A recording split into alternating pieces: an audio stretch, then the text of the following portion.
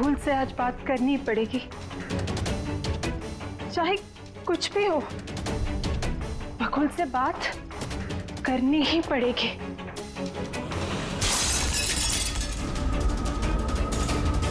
घर में तो कोई नहीं है, ये आवाज कैसे?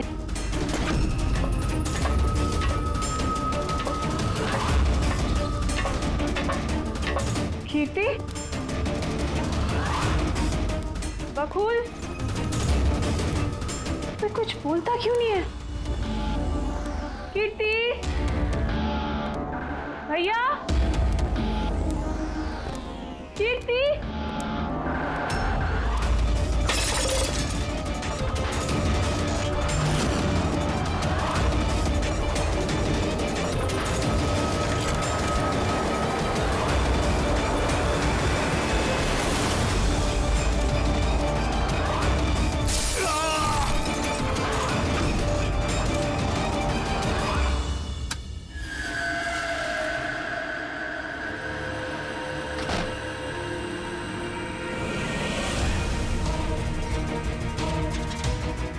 भैया का सूटकेस?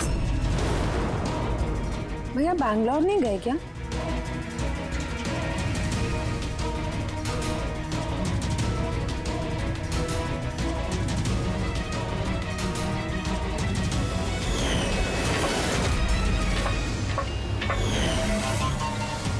भाभी भी वापस आ गई।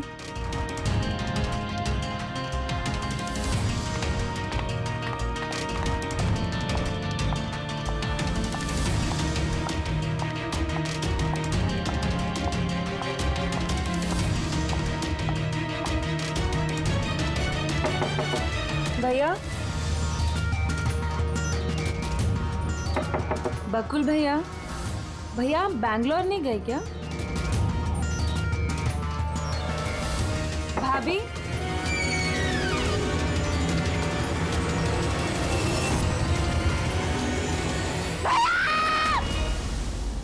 देखो कीर्ति, ये खून का मामला, एक बार फिर से सोच लो, क्या तुमने जो कुछ भी कहा वो सच है?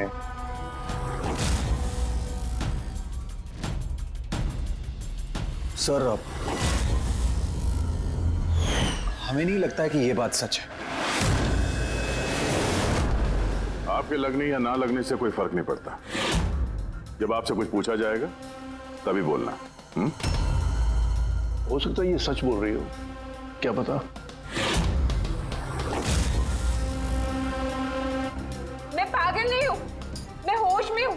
मैं कह रही हूँ ना आपको कि आशिका भाभी ने खुद ही बोला है कि उन्होंने बकुल भैया का खून किया है। भाभी! भाभी! भैया! आशिका भाभी! भाभी! भाभी! भाभी! भाभी! भाभी का कौन? भाभी! भाभी! भाभी! ये सब हुआ कैसे? किसने किया ये सब? भाभी! मर गया बकुल, किस्सा खत्म। हाँ, मार दिया, सब खत्म, मार दिया। सिर्फ मार दिया ये कहने से साबित नहीं हो जाता कि उसी ने बकुल को मारा है। ये भी हो सकता है कि वो कुछ और बोलना चाहती है। हाँ?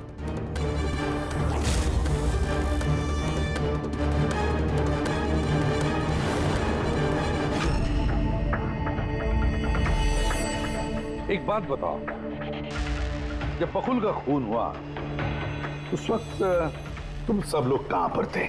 कहां थे तुम लोग? मैं और नितिन तो एक दोस्त की शादी में खंडाला गए थे। कीर्ति का कॉल आया और हम भागे चले आए। मेरी बिजनेस मीटिंग थी होटल क्रिट्स में, वहाँ एक क्लाइंट के साथ डिनर था। जैसे ही नितिन का फोन आया तो मैं यहाँ पर चला आया।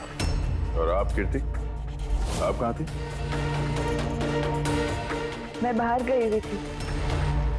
कीर्ति बाहर गई थी, चाचा जी क्लाइंट के साथ मीटिंग में थे और आप दोनों खंडाला गए थे। उस वक्त बकुल और आशिका घर में अकेली थी, है ना? बकुल भैया भी बैंगलोर जाने वाले थे, उनकी 11 बजे की फ्लाइट थी और आशिका भाभी तो पार्टी में गई थी। आप सब घर में नहीं थे तो फिर बैंगलोर जाने वाला बकुल वापस क्यों आया घर पे? और ये आशिका, वो पार्टी से वापस क्यों आई? तो वो आप जाकर आशिका भाभी से पूछिए ना कि वो इतनी जल्दी वापस क्यों आ गई। वो तो घर पे ये बोलकर गई थी ना कि वो सुबह वापस आएंगी। वो तो हम पूछेंगे उससे। फिलहाल आप बताइए, आप कहाँ गई थी बाहर? मेरी मदर बांद्रा रहती है, उनको अचानक फूड पॉइजनिंग हुआ था, मैं उनके पास ही गई थी और फिर वहीं से मैं आई। वाह, दया। हर एक के पास एक्सप्लेनेशन है कि बकुल के खून के वक्त मैं यहां था, मैं वहां थी, मैं वहां गया था। सबके पास एक्सप्लेनेशन है, लेकिन आप सब लोग एक बात अच्छी तरह से याद रखना, हम सीआईडी वालों से सच ज्यादा देर तक छुपता नहीं, सामने आकर ही रहता है।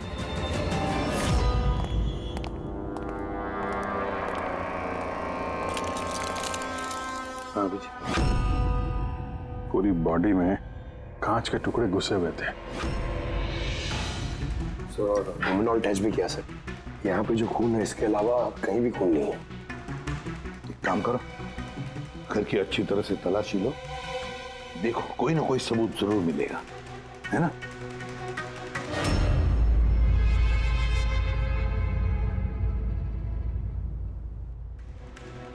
ये बताया सर, इनका कहना है कि इन्हें कुछ भी याद नहीं।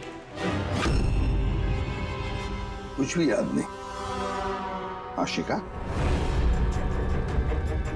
तुम्हें याद आ रहा है तुमने कीर्ति को होश में आने के बाद कुछ बताया था? याद करो। मुझे कुछ याद नहीं आ रहा। याद करने की कोशिश करो। कीर्ति कह रही थी कि बकुल का खून तुमने किया, ऐसा तुमने खुद उसको बताया। कीर्ति इल्जाम लगा रही है मेरे पे। बकुल को मैंने नहीं मारा।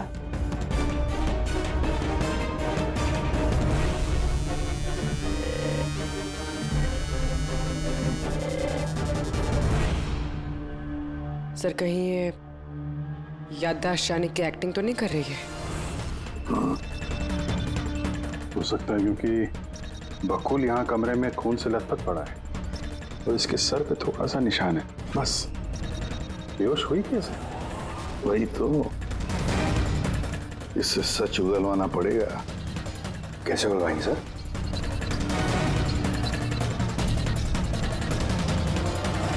सच उगलवाएंगे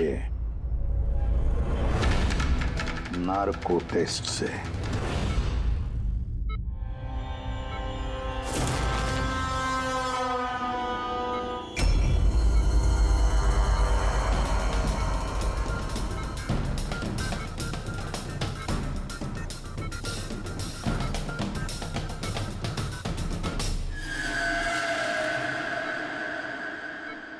अप्रैल की रात को जब आप पार्टी से घर लौटी तो क्या हुआ था?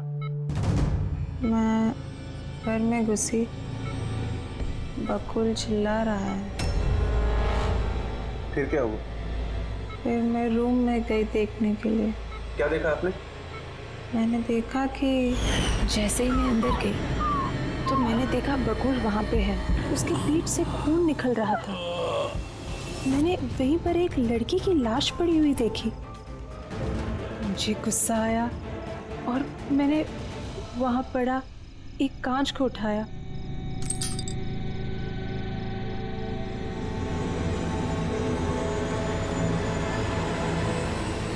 और बकुल को मार दिया। तभी मुझे मेरी गर्दन पे प्रेशर महसूस हुआ। मैं बेहोश होने लगी।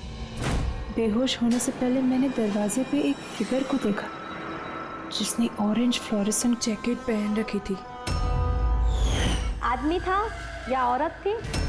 आदमी। ओके, फिर क्या किया उसने?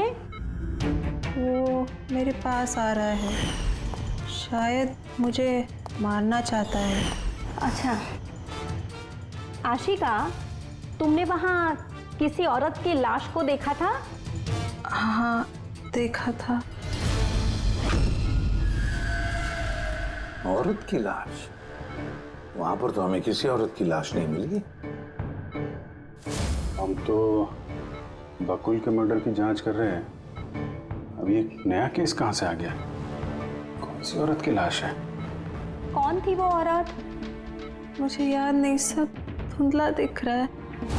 कि कहीं ये हमें गुमराह तो नहीं कर रही? समझ में नहीं आ रहा है ये किस औरत की बात कर रही है, किस औरत की लाश की बात। आशिका, तुमने बकुल को क्यों मारा? क्यों मारा बकुल को? ठीक ही हुआ कि वो मर गया। वैसे ही जिंदा रहता तो मैं सड़कों पे धक्के खाती। क्यों? सड़कों पे धक्के क्यों खाते? बदचलन साबित करना चाहता था, तलाक चाहता था मेरे से।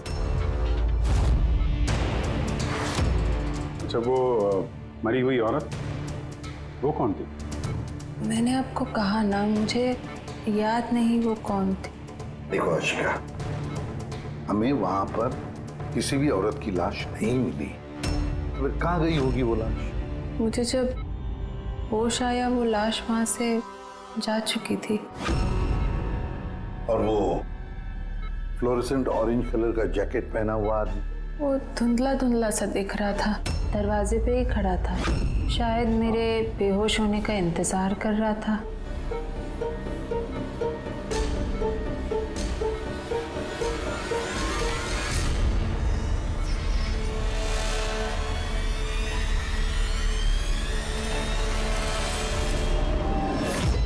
अभी तो आशिका वही बोल रही है जो उसे अच्छा लगता है, मगर टेस्ट में उसने सब कुछ सच सच बोला है।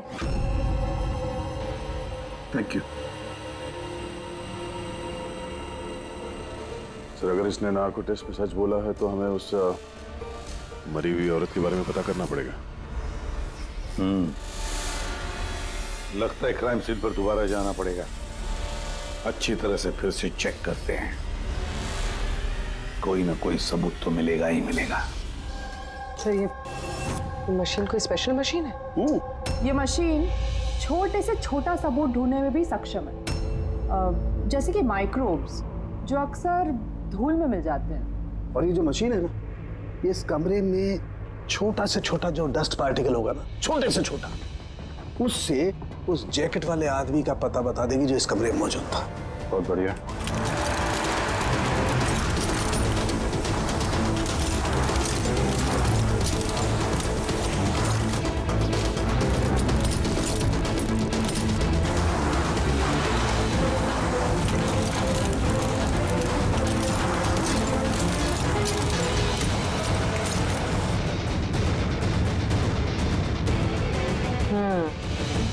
ये देखिए, जो हमारी नजरों से बच गया वो इस मशीन ने ढूंढ निकाला।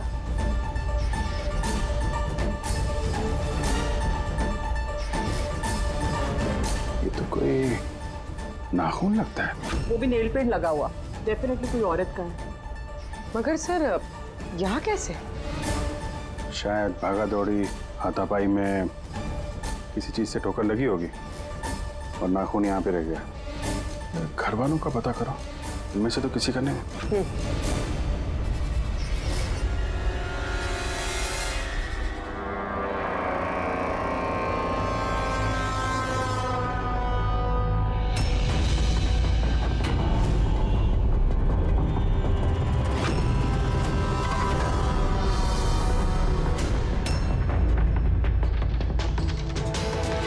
सर या?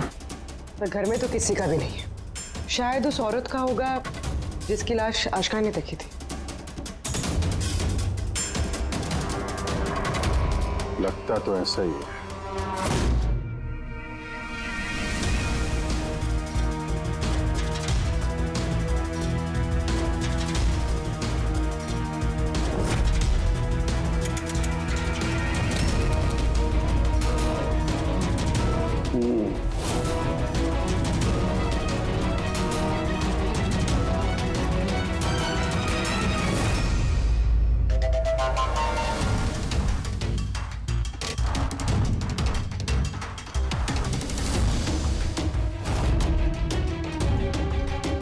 जगह पे हाथ है तेरे का? राइट। क्या पता चला इस नाखून का किसका है ये? सर, इन नाखून का डीएनए किसी भी फैमिली मेंबर से मैच नहीं हुआ। लेकिन एक बात पता चली बस, ये नाखून जिस किसी का भी है वो एक औरत है और उसकी उम्र 20 से 25 साल है। 20 से 25 साल की औरत। और एक बात,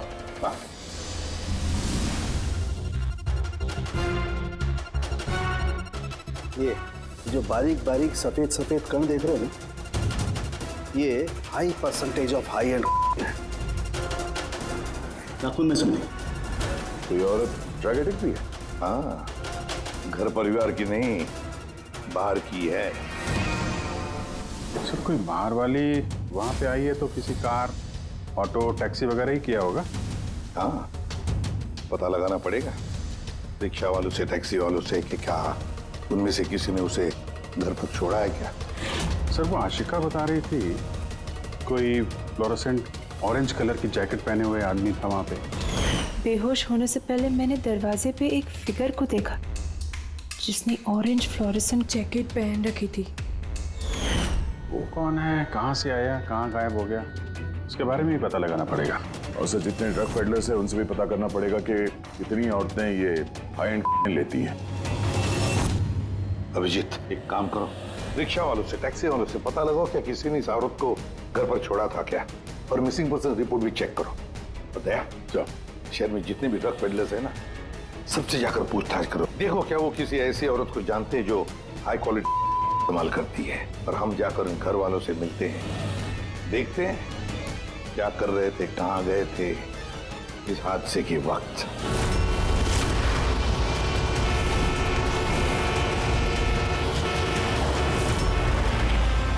तुम्हारी एसोसिएशन से पता चला है कि 10 तारीख को यानी परसों रात में तुमने शांति निवास बंगलो में किसी लड़की को छोड़ा था। हाँ सर, छोड़ा था।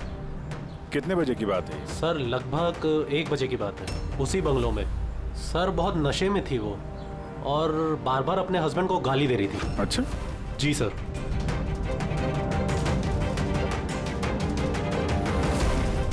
ये लड़की थी वो? हाँ सर, यही थी वो। वहाँ बंगलो के आसपास कुछ गड़बड़ लगी क्या? नहीं सर, गड़बड़ तो कुछ नहीं लगी, सब कुछ नॉर्मल ही था। और एक कार खड़ी थी, एक बाइक और सर एक गार्बेज वैन भी था। Garbage van? जी sir. Sir sir sir sir sir sir, मैं भी एक लड़की को परसों शांति निवास बंगलो के बाजू में छोड़ा था। कितने बजे? सर यही कोई 12:30 बजे के आसपास। और तुमने 1 बजे छोड़ा था? जी सर। ये लड़की थी वो? नहीं नहीं सर, ये लड़की नहीं थी। तो इसको तुमने 1 बजे छोड़ा और 12:30 बजे जिस लड़की को छोड़ा था उसको दोबारा देखोगे तो पहचान जाओगे? एकदम सर, बरोबर पहचान लेगा। गुड। सुनो, तुम लोगों से जो भी सवाल पूछा जाएगा उसका सही सही जवाब चाहिए। जरा सा भी झूठ बोला ना तो बड़ी मुसीबत खड़ी हो जाएगी, समझे? सर झूठ बोल के जान आफत में नहीं डालनी है हमें। तो फिर बताओ, जिस दिन बकुल का खून हुआ उस दिन क्या चेतन तुम्हारे होटल में था? जी सर, वो होटल में थे और उन्होंने सारा समय क्लाइंट के साथ बिताया। उन्होंने क्लाइंट के साथ डिनर भी किया। अच्छा, तो ठीक है, क्लाइंट के सारे डिटेल्स चाहिए हमें, और उस दिन का सीसीटीवी फुटेज भी। शीना, कीर्ति की माँ को फूड पॉइजनिंग क्यों हुई? खाने में क्या मिलाया था? मैंने तो कुछ भी नहीं मिलाया था। आंटी जी तो बाहर गई हुई थी। जब वो वापस लौट के आई उनकी तबीयत खराब थी। सर नितिन और सिया दोनों सारा दिन शादी में ही थे। पूछे भी नहीं बता रहे, रट्टा मार के आए हो क्या? नहीं मैम, जो सच्चाई है वही बता रहा हूँ। 11 बजे फंक्शन बंद करा दिया था हमने। उसके बाद में नितिन और सिया वो लोग कहाँ गए? फिर वो दोनों अपने रूम में चले गए सर।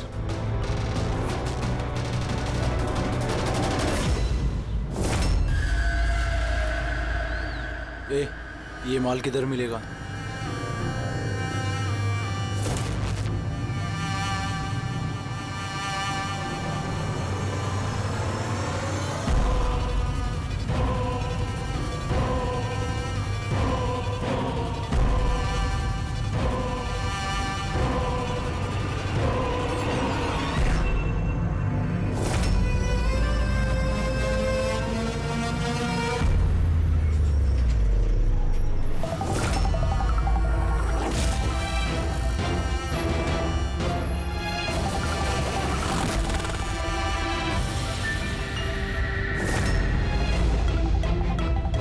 माल चाहिए।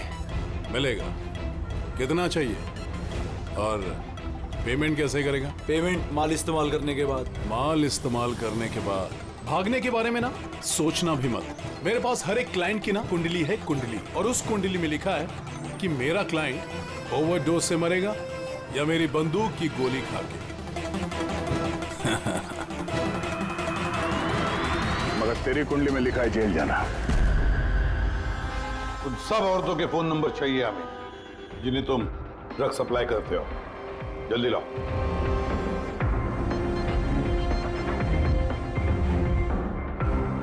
बोलो, देखो जरा कॉल करके देखो इन सारे नंबर्स पर। देखो कोई गायब तो नहीं है।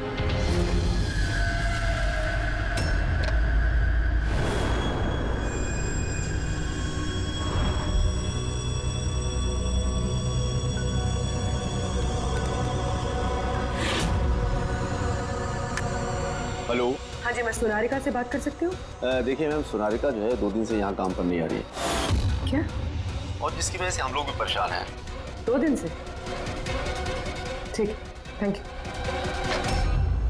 सर, सर डायरी में जो फोटोज थी उनमें से ये वाली लड़की गायब है। इसका नाम सोनारिका है और ये एक बार में काम करती है।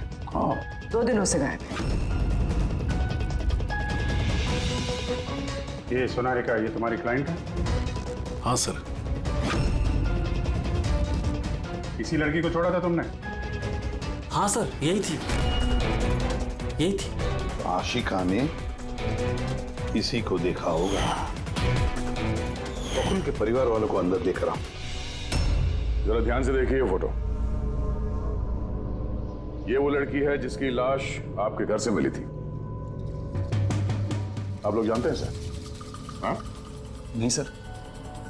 अब मैंने देखा है इसे बकुल भैया के साथ 2 महीने पहले। बकुल भैया के साथ 2 महीने पहले? कहां पर देखा था? एक होटल के बाहर, और भैया ने कहा कि ये उनकी क्लाइंट है। अच्छा, एक ड्रग एडिक्ट बार में काम करने वाली लड़की के साथ बकुल था और इनसे झूठ बोल रहा था कि क्लाइंट है।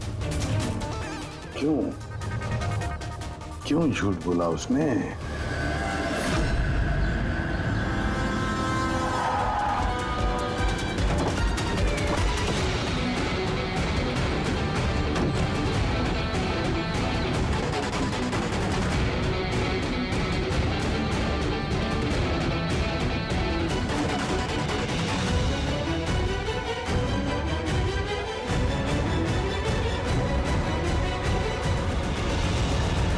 ये सोनारिका यहीं पे काम करती थी ना?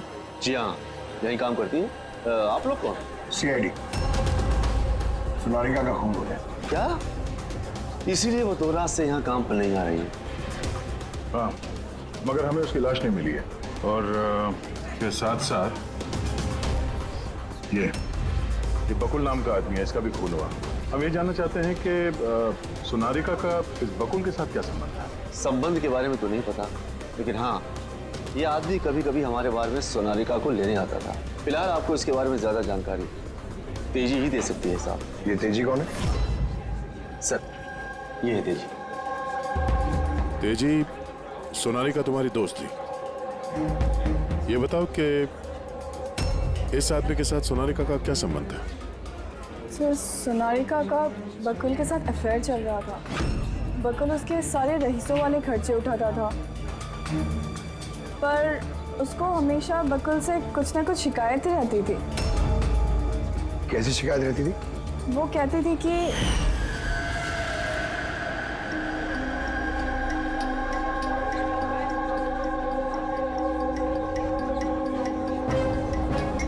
सोनारिका, क्या हुआ? मैं बकुल के साथ ना अब ये रिश्ता और नहीं रख पाऊंगी। क्यों, क्या हुआ? ना तो ये रिश्ता रखने के पैसे मिल रहे हैं, और नहीं वो बकुल अपनी बीवी आशिका को डाइवोर्स दे रहा है। कुछ तो करना पड़ेगा। क्या करेगी तू? ब्लैकमेल। क्या? मैं उसे ब्लैकमेल करूंगी जिसने मुझे नाटक करने के लिए कहा है। तो कोई सोनारिका को पैसे दे रहा था बकुल के साथ प्यार का नाटक करने के लिए। मास्टरमाइंड कोई और ही है? हाँ, और उसी मास्टरमाइंड ने प्लान किया और इस सोनारिका और बकुल को मार दिया। और आशिका का वहां पर आना प्लान में शामिल नहीं था। समझ में नहीं आ रहा है कि ये बकुल अपनी फ्लाइट छोड़कर घर वापस क्यों आया। और सर, अगर खूनी को बकुल की गर्लफ्रेंड को मारना ही था तो कहीं और भी मार सकता था। वहां घर पे क्यों क्यों किया? तो शायद खूनी को पहले से पता था कि बकुल के घर में कोई नहीं, इसीलिए उसने धोखे से सोनारिका को वहां पे बुलाया और उसी समय बकुल और आशिका वहां पे पहुंच गए होंगे। ये हो सकता है। तो सर, लाश को घर से बाहर कहाँ लेके गए होंगे और कैसे? क्योंकि बकुल के घर की सारी गाड़ियां तो पहले से बाहर थी। दया, खूनी अगर चाहता है तो क्या लाश के टुकड़े करके वो सूटकेस में भी ले जा सकता है, या फिर लाश के टुकड़े करके वो प्लास्टिक के थैलियों में भी डाल सकता है। कचरे की थैलियां हैं प्लास्टिक की। हाँ सर। एक कार खड़ी थी, एक बाइक, सर एक गार्बेज वैन भी था। क्या? रात के 1 बजे?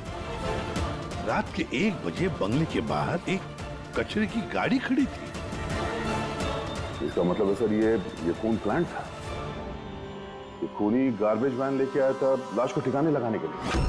और सर, ये फ्लोरेसेंट ऑरेंज कपड़े गार्बेज वैन वाले तो पहनते हैं। सर, चेतन जिस कंपनी के बिजनेस डिनर पे गया था, ऐसी कोई कंपनी रजिस्टर्ड ही नहीं। मेरी बिजनेस मीटिंग थी होटल किड्स में।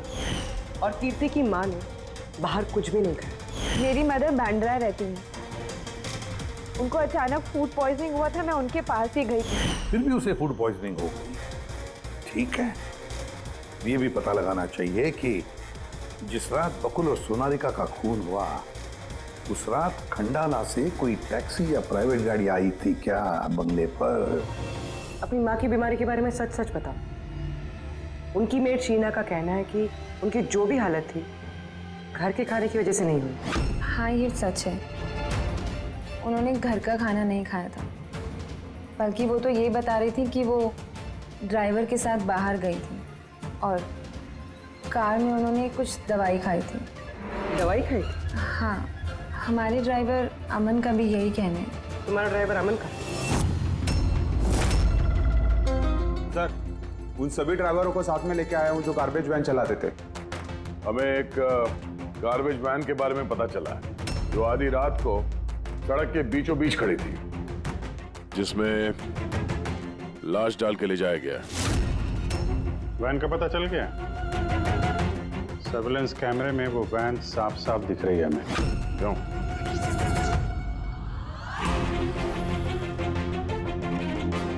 तुम हो ना उस वैन के ड्राइवर? नहीं सर, मुझे कुछ नहीं पता। मेरा भाई लेकर गया था सर उस वैन को। अब वो उसे कहाँ लेकर गया था और क्यों लेकर गया था, मुझे कुछ नहीं बताया सर उसने। फोन लगा उसको? जी सर।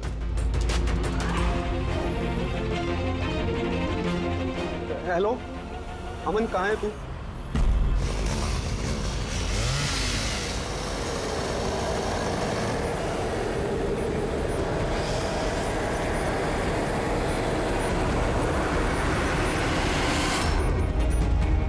क्या भाई, कैसा है?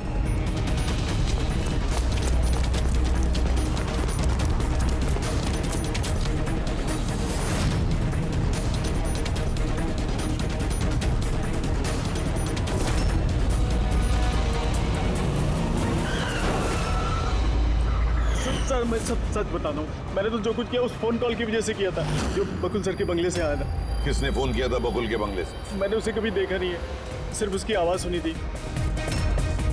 औरत ही आदमी? सर, कभी कभी तो औरत की आवाज़ में फोन आता था और कभी आदमी की आवाज़ में। सर, ये जो कोई भी है ना, ये बकुल के घर वाला ही। हाँ, मगर तूने ये सब किया क्यों? कोई फोन पे कुछ भी बोल देगा, तू कर देगा? हाँ? सर, मुझे लालच दिया गया था सर कि मेरे 5 लाख के कर्जे को चुका दिया जाएगा अगर मैंने उनकी बात मानी तो। सर, मैं लालच में आ गया था, मगर मैंने कोई खून नहीं किया सर। मैंने तो सिर्फ लाश को ठिकाने लगाया था सर। लाश कहाँ?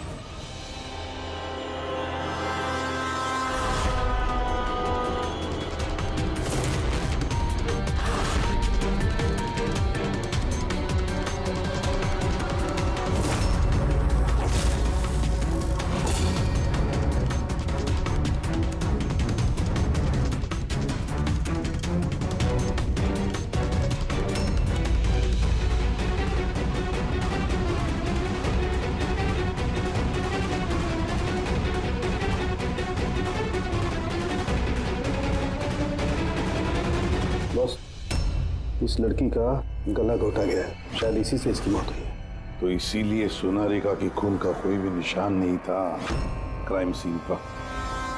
और उसके पैर के अंगूठे का नाखून भी उखड़ा हुआ है।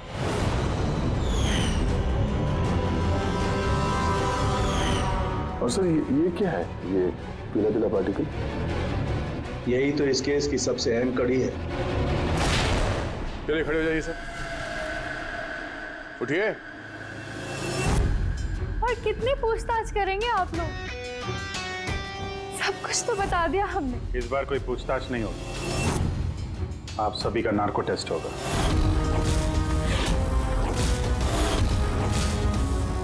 नार्को टेस्ट क्यों पर? क्योंकि आप में से कोई है जो सच नहीं बोल रहा। आपके पास कोर्ट की परमिशन है इस नार्को टेस्ट के लिए? जी हाँ, परमिशन के बिना हम कुछ नहीं करते।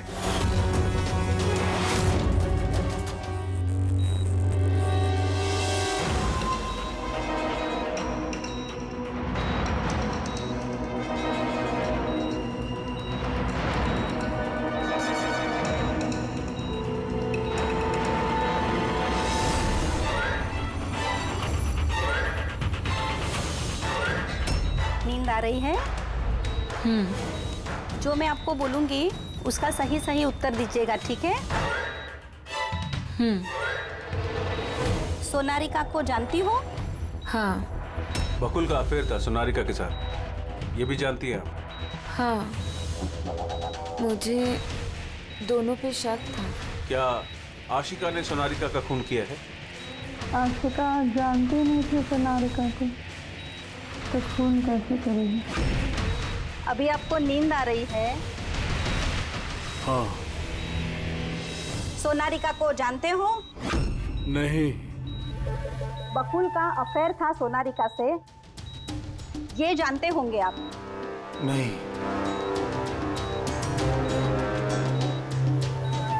क्या आशिका ने सोनारिका का खून किया है?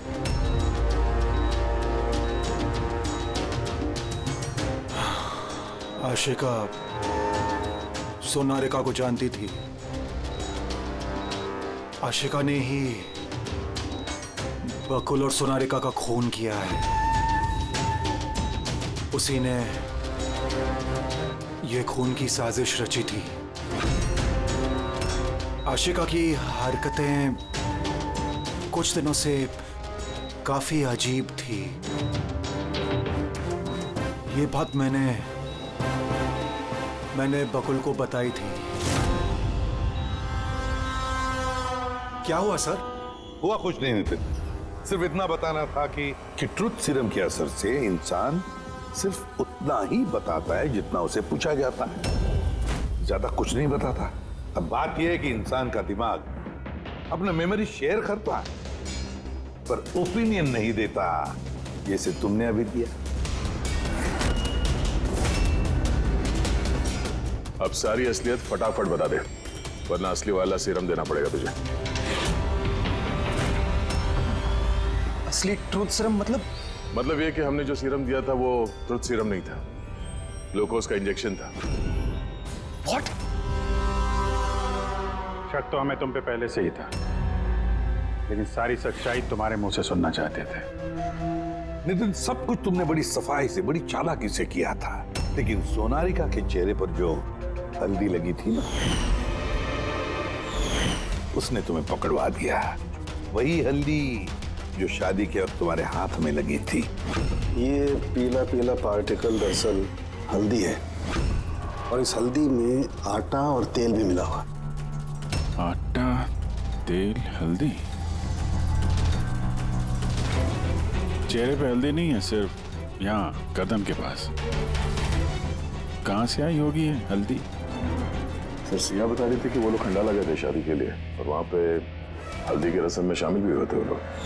बकुल 500 करोड़ का एम्पायर चला रहा था, वो एम्पायर जो मैंने सेटअप किया था, लेकिन वो मुझे ही उस एम्पायर से बेदखल करने की फिराक में था। तो फिर उससे बात करते थे, उससे समझाते थे। बात करने की कोशिश की थी सर, कई बार कोशिश की थी, लेकिन वो सुनता तब ना। भाई था वो मेरा, मैं नहीं मारना चाहता था उसे,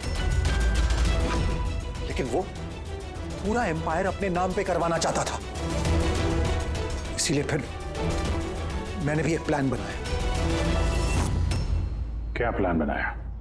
बकुल और आशिका के आए दिन झगड़े होते रहते थे। वो आशिका को छोड़ना चाहता था।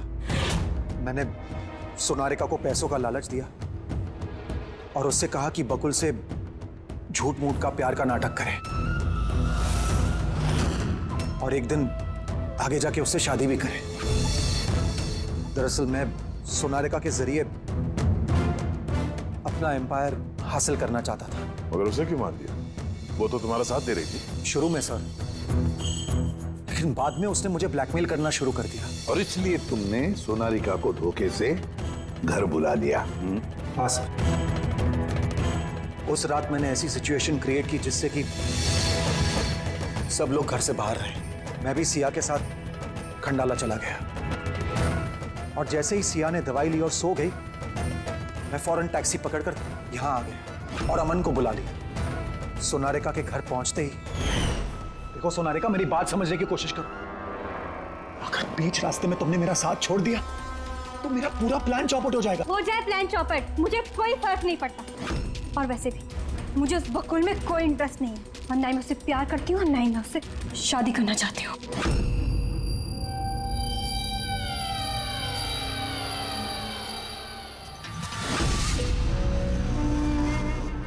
देखो, अगर तुमने मेरा साथ नहीं दिया तो बहुत पछताओगी, बता रहा हूं मैं। धमकी दे रहे हो तुम मुझे? धमकी दे रहे हो तुम मुझे?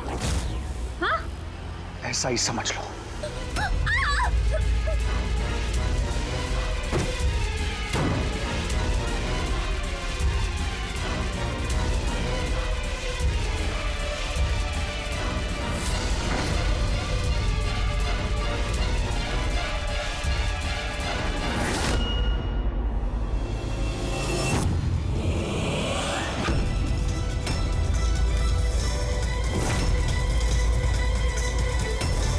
भैया, बकुल, ये क्या किया आपने? ये सोनारिका मुझे फंसाना चाहती थी। मैं पुलिस को बुलाऊंगा। बकुल, बकुल, बकुल। बकुल!